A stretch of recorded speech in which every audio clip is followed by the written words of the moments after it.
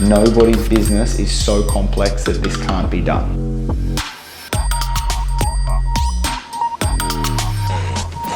This is the big picture. G'day everybody, Marty here from Orb Services with Zac Goodman from Mortar Finance. Zac, give everybody a wave, say g'day. G'day. Look, there's been plenty of these bits and pieces of videos getting around. What can you do? How can you do it? We're going to be breaking down some opportunities and options for some of the worst hit industries, the hospitality and events industries. So obviously these businesses have been hit particularly hard. Mortar Finance is all about helping you get the best out of your money and engaging your capital in the most proactive ways possible. Zac, give us a bit of a rundown on what that's all about and how you guys do that. Yeah, it's easy, mate. Thanks, mate. So, look, Mortar Finance as a business has been previously about getting people access to capital, whether that be through traditional lending or other means, other sources, and then effectively using your capital to engage that in the best return possible. When we talk about capital, when we talk about getting access to money, whether it be through lending, whether it be through stimulus or grants, the second conversation of that is really about the most effective use of that capital. What we're seeing in challenging times at the moment in our business is less of that use of capital to buy capital expenditure. We see a lot of the hospitality industry often do that for fit out costs or for investment into new cafes or new operations or expansion of their existing operations. We're certainly seeing less of that now.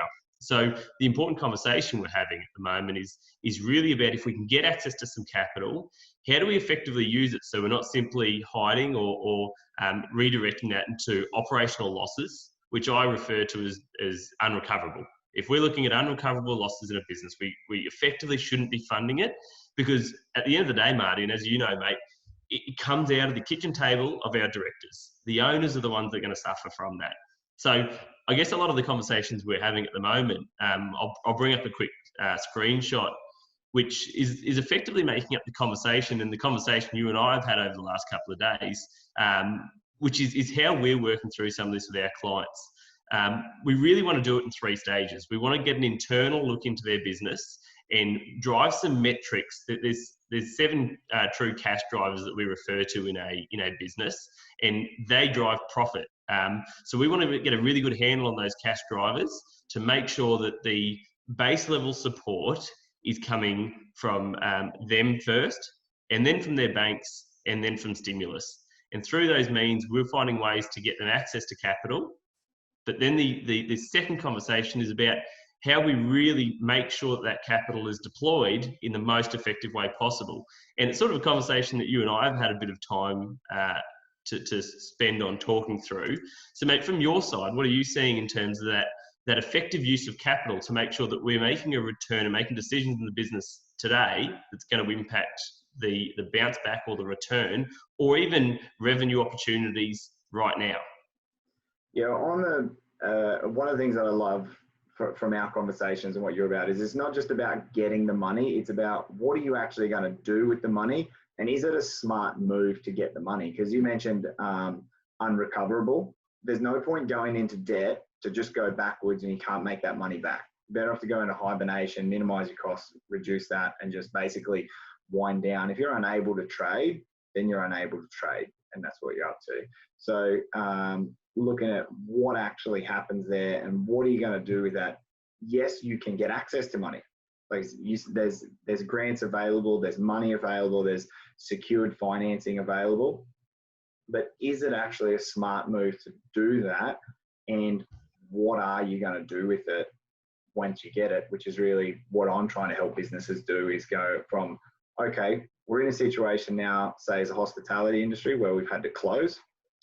You've helped somebody get some financial information and stats up to speed, and they've got access to some capital, they've maybe got access to some grants, but what can they actually be doing with that in terms of, and the big things that I look at in terms of that execution piece are making sure that your staff are trained. So you've got an opportunity, even if it's a matter of keeping some skeleton staff, making sure that you've got some opportunity to train and upskill your skeleton staff and look at your operational process of your business. If you're looking at your business and how you operate from your supply chain, delivery, fit out, the whole run through of your business, how your bar works, how your storage works, all of those practical pieces in your business. If you're not looking at those now and working out how you can do those better, you're in a bit of a neutral state. You're not maximizing the opportunity to go forward. So whilst it is undoubtedly really tough time, and there's a lot of businesses going to be in a lot of hurt, how do you make the best of it? Because everybody in your industry is in the same boat. It's not like some pubs got shut down, some clubs got shut down, some venues got shut down, some venues are lucky, and everybody's shut down. So everybody's in the same boat. The difference is going to be, how do you play the cards that you've been dealt, and how do you maximize that for the best return? Spot on. So let's break it down, I guess, a bit further, and let's look at a direct example, hypothetically with a cafe or a little restaurant. And the first thing that people look at is my working capital's strained, and in its truest impact, working capital in a bar or cafe is typically really short. You're buying your inventory in. They're traditionally on trading terms. You're getting paid as soon as you're delivering a product. So it's not really the working capital. So when I'm talking to clients about how to make sure that we've got funding solutions right now, we are looking towards their profit and loss, bringing their expense base right down, negotiating or having discussions early with your landlords, obviously really important. Once we're able to bring down your cost base, we've had a discussion recently, mate, that the best source of capital at the moment is actually through our labour. We've seen a state or a federal stimulus package, which has effectively announced some withholding tax benefits to many, many businesses. And we've also seen a job keeper stimulus package, which is going to enable us to, hopefully, depending on the qualifying criteria that comes out, allow us to keep a large part of our workforce, if not 100% of our workforce, under $1,500 a fortnight through their stimulus. So, mate, if we break down that as our first line of impact to our business, and we're able to keep 100% of our labour force, what can we do now to be thinking through revenue strategies? So how can we generate revenue in our business now? And then what processes should we be thinking of with our deployment of our labour force to make us more effective, more productive, and more profitable once we get to reopen in full productivity? Yeah, well, this is one of the things that I'm seeing people get really creative with. For example, I just saw a post, I was on LinkedIn before, and 11 Rooftop Bar, you're getting a free plug out of that. They've got their staff building up like grocery packs for their own staff, and also some of their suppliers and things like that. So they're making the best out of that. I see this as, if you've got two opportunities, and I gave the example the other day, but basically, you don't necessarily need to think of your staff as bartenders and gaming attendants or whatever they might be, or event staff. You've got people. What can you do with people? What is there a need for? How can you use those people to, one, improve your business and better your own business, and two, provide any kind of way to get some revenue coming in? Because if you can, through all the grants and the stimulus packages and that kind of stuff, if you can maintain some kind of staffing workforce, and it's at a minimal or very cost neutral kind of position for you, what opportunities exist for you to do that? Now, depending on whether you're a brewery, an event center, it could be a whole range of things, but anything that you can do to improve your business, from maintenance, processes, training, system improvements, all those things that you never get time to do, that's going to work. Then if you go into, well, how can we use that as what we're doing and leverage that into some brand development and awareness? Everybody's sitting at home on their social media and on their phones and their computers. What can you do to spread a good message out into the world about what you're doing? How is your business? Share some insights as to what's actually happening in your business. People connect with businesses that are the most authentic, which is a bit of a buzzword that I got an issue with. But as a hospitality business right now, it's okay to say that you're hurting. Nobody wants, like, Blind Freddy can see that you're hurting, how do you leverage that into some good PR and some good brand development so that when the gates open, you're ready to operate in a more efficient way and you've got a bigger following than you had when you shut your doors? I like three things you said then. I'm going to relate to how then we can build out some credit around that too. So you said, let's start by looking internal and thinking differently in how we generate revenue. You've got the guys that are creating grocery packs. I've spoke to you earlier about a cafe that I've got that's looking at the moment to do street parties with their mobile coffee van. If there's ways that we can diversify, whether it be in any type of hospitality, brewery, that there's the one that's been on the news lately that is doing hand sanitizers, a brewery, if there's a way to diversify, think about how much you need to deploy in capital to diversify, what that short-term return is going to be, and then deploy it. Get your labour, which is effectively at cost neutral at the moment, to help you to push that through. Many of these businesses in hospitality and events, labour is our biggest cost. So now that we've got a chance to have labour at a cost, almost cost neutral, somewhere from a 60 to 90% discount on our biggest cost base, you're able to deploy that capital in a way that's going to drive revenue and will at the end drive profit. You'll become a more sustainable and more profitable business because of it. If we sort of look to then go, the second thing you said, which was improve your efficiencies, improve your processes, get your chefs to relook at your menus. If you come out of this period with the exact same menu, using the exact same product, with the exact same suppliers, you need to question whether or not it's the right use of your time during this period. If you come out with the exact same staff level of training and not have the opportunity to sit down with them and coach them around the importance of cross-selling and the importance of selling through that customer base when they arrive, have you used your time effectively? So that improvement concept is important. The third one you said, which is a really interesting one, is use this time to advertise. And you're not wrong. Let's use this time to do some small testing and get an understanding as to what's going to be the biggest impacts when we do come back. And really interesting, I said at the very start, don't borrow money for unrecoverable losses. But if you can use this time to figure out what your return on an advertising spend would be, then there is opportunities to get access to either funding at an interest cost or things like the the Queensland state government stimulus, which is the job support loan, which we can evidence a way to manage your operation and retain your labour force, which you can actually start to invest into this marketing and this advertising. Now, that system itself has a no repayments for 12 months and then I think it might be, and I'll double check this, but a very small 1.5% interest cost for 2 years thereafter. Yeah. We've never received capital that cheap.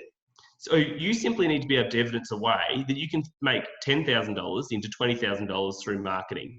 And we can get you access to that 10 through these types of grants, these types of stimulus packages, and these types of support mechanisms which keep your business in operation and keep your labour force engaged. Is that a fairly good summary? Yeah, well, you've summarised it even better than me. But yeah, that's the three big things in terms of getting training right. Look at what opportunities exist for you internally, into like whatever you can do, getting revenue happening with. You just have to take away. I had the conversation. We're talking about hospitality, but you don't have bartenders and wait staff. You've got people. What can you do with people? You don't have you have a kitchen, you have a commercial kitchen. What can you do with a commercial kitchen? You have what are the resources, physical and people, that you have, and what can you do with them to make a dollar? Because maybe you got to actually put some maths behind this to look at, is that going to be viable? Let's just say that you're going to, if it's not viable, then it's not worthwhile doing, but it doesn't mean you shouldn't be thinking about it. If the best option for you is to just train and then hibernate and plan to relaunch, the relaunch is the massive piece for me, particularly in hospitality. It's going to be super competitive. Everybody's going to be out there trying to get a dollar from a venue point of view. And a lot of people are going to be happy to support that. Like, I know, put my hand up, I'm going to be happy to go to a pub and have a beer when this is all over and done. Which pub am I going to go to?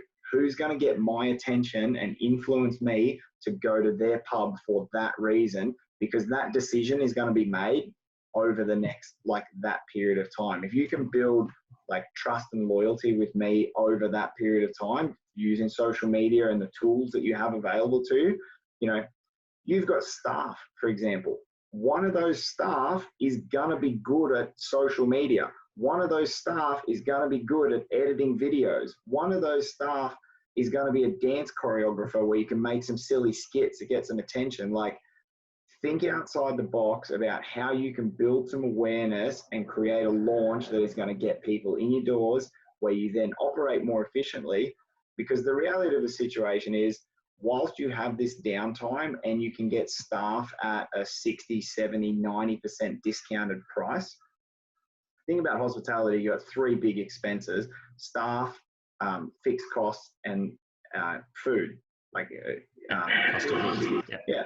If you don't have huge cost of goods at the moment because you're not buying product to sell, you can get your staff pretty free. You've got the opportunity to basically do all of this for your fixed costs. So how can you make the best out of that situation? And I think there is a genuine opportunity there for businesses to really go ahead at this point in time. Well, not so much, that's an ignorant way to say that, to go ahead at this point in time.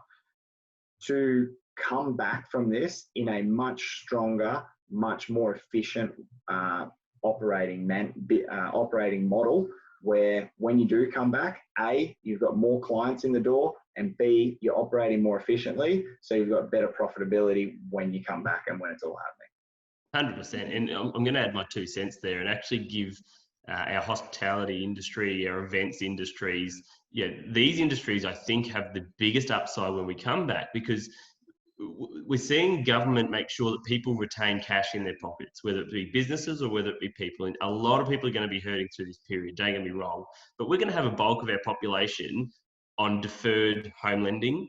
We're going to be having a bulk of our population getting cash from the government in some sort of stimulus. We're going to have businesses that are being supported as much as they can, the bulk amount. I'm talking the majority. There will be some that are impacted, beyond recovery. But we're going to have a lot of cash that is not being spent at the moment because we're all at home. I know myself, our actual expenditure of cash is limited to groceries right now. And you're right, mate, in 6 months' time, I'm going to be wanting to go to a pub, I'm going to be wanting to go to dinner, and I'm going to have the cash to spend. So right now, we don't have discretional spend. Right now, our consumer confidence is literally at a 25-year low. But I can guarantee you that once this passes, we're going to have money and we're going to have a demand for product in hospitality. And it's that point that we need to think about, how do we use the investment of time, labour and capital now most effectively, most efficiently, so that the rebound is here. And so that instead of getting one sitting on the rebound, we can get two. Yeah. Instead of having a menu that has 1,000 items, we still produce the same quality of food, the same quality of menu, but with 500 items. We reduce our wastage. We have event people thinking about different ways that they're able to generate revenue and hold more events with less time and a far more efficient processing of that time, because we're going to have people wanting to spend money. So I couldn't agree with you more, mate. And I think that we're both on the same page that investment of time in this hospitality industry now is going to return them later. For sure. I think the one of the biggest principles that I work on is almost every business. I don't think that there are very few businesses out there that operate at their maximum efficiency and effectiveness. My whole job is to find those wins for people, because they never have the time to look at them themselves. They never take the time to step back and say, okay, this is how the mechanics of my business work. This is how we do things. This is how we process and how we deliver great value to our customers. You've got time now. You've got stress because there's financial stress that comes along with this. Operating, your fixed costs for running any kind of hospitality business are not cheap. I'm not negating that or minimizing that, but you're going to incur those anyway. They're happening. What can you do with it, and what can you do to come back from this in the absolute best case scenario? Use that time wisely. That's the big piece to it. Can you share maybe your 3 tips on, or 3 biggest things that these guys can start to look at now to work through where they're inefficient, or work through how they can improve? What are the 3 tips that they can take away with them and potentially look internal to their own business to start to consider these options? Yeah, mate, great way to close out. I would say first and foremost, even on a fixed expenses, have a look at what's happening. Most people have wastage in their profitability. because of expenses that are not tracked carefully enough. So track carefully on your expenses. Look at your supplier network. So first and foremost, all of your expenses, including your suppliers. Secondly, look at your staff and how can you get the best value from your staff and making sure that they're trained, upskilled, and working hard on that. And thirdly is your relaunch strategy. What's going to happen? How are you coming back to the market? How are you going to be more efficient when you come back? And how is the world going to know that you're back in business and your doors are open, ready to serve? That would be my three big things. And mate, I might join you with sort of three that you said, and in terms of using capital, particularly on the outset, to your supply point, make sure that suppliers you're engaging with are giving you creditor terms. A lot of our hospitality and events industries are paying COD. Mate, get some terms with your suppliers, get some cash flow immediately to allow you to relaunch into what will be a busy period. Treat your labour as capital. So think about now how you're treating your labour, working with your labour force to get a return on them, whether it be now or whether it be later. And they will be productive and engaging because of it. And the third one is if we're going to borrow money, we need to make sure that we can understand the return we're going to get on that money, whether it be through an advertising spend or whether it be an immediate diversification of your income.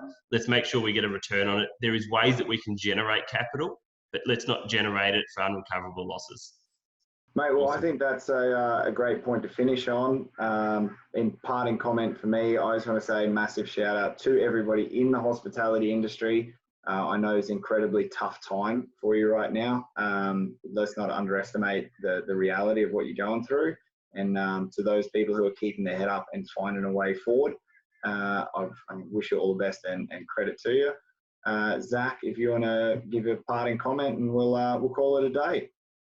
Mate, I think you've summed it up really well. Good chat. Appreciate your time. And obviously, if there's anything we can do to help any of these guys, they know where to reach us. Very easy. All the best, guys. Enjoy.